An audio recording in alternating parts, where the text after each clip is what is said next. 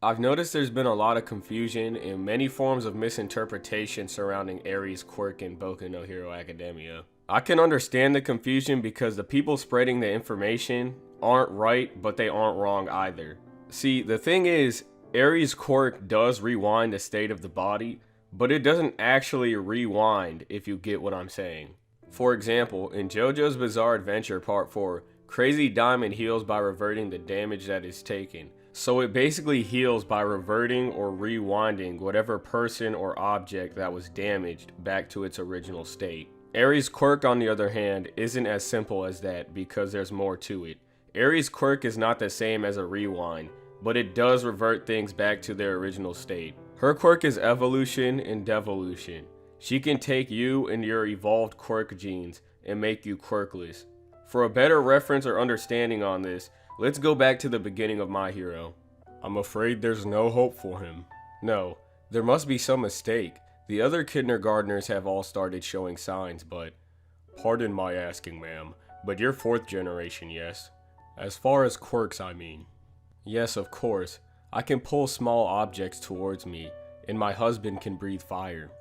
By the age of 4, a child should manifest either one of his parents' quirks or a composite of the two.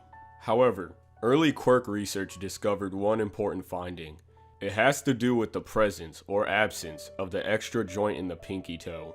Humans have no need for parts they don't use, you see, and those without the joint represent the next stage of evolution.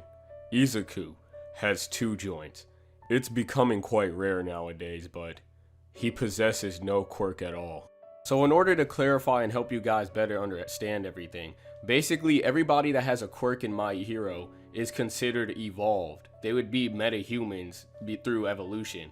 And because Midoriya has the 2 joints, he's behind everybody else because he hasn't yet evolved. As you can see, Midoriya has 2 joints, meaning he is behind everyone else who has quirks. Hopefully you see where I'm getting at. Eris' quirk, Devolution, will put you in a quirkless state like Midoriya. Then if the devolution continues, you will be reverted to an ape. The healing factor occurs during the devolution because it reverts your body back to its original state. And this essentially puts your body back together while you de-evolve. We don't know the particulars of her ability, or how it's used, and she has no awareness of it. But the fact that it makes things vanish, and resembles your power, Chisaki. In addition to looking after her, I want you to investigate her quirk for me. You're good at that kind of stuff, aren't you?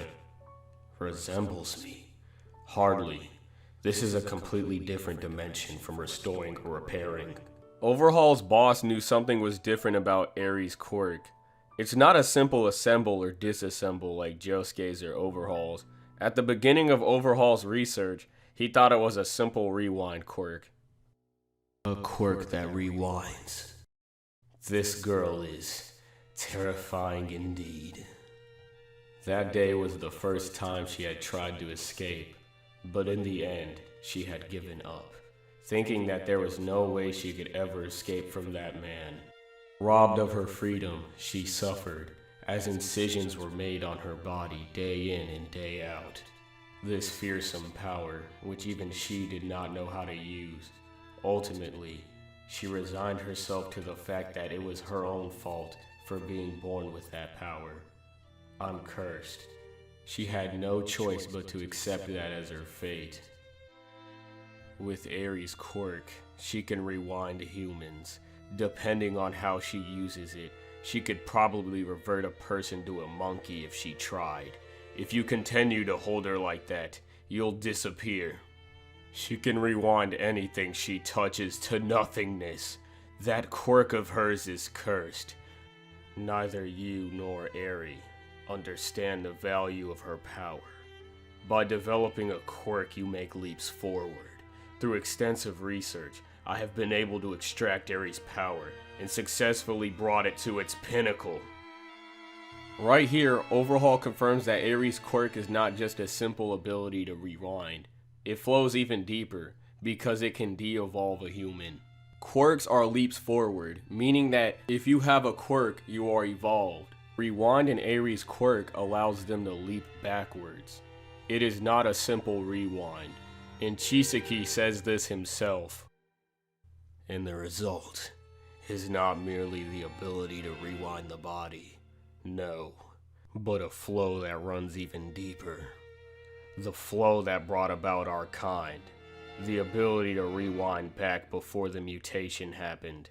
That is, the power that lies within Eri. Her ability to evolve and devolve a human is extremely terrifying.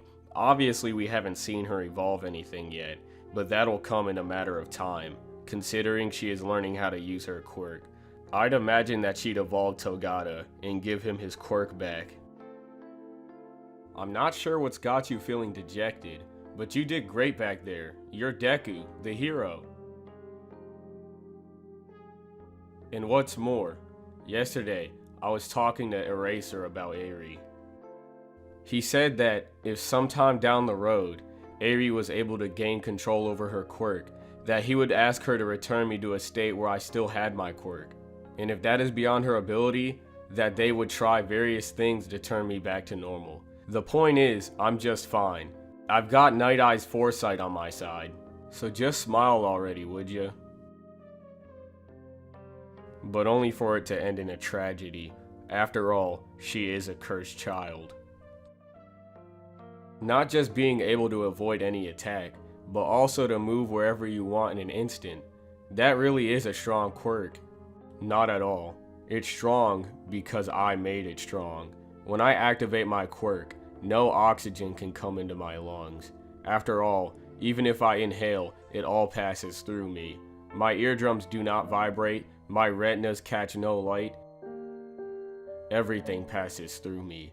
I become unable to feel anything, but because I still have mass, the only thing I feel is the sensation of falling. Now, just what if?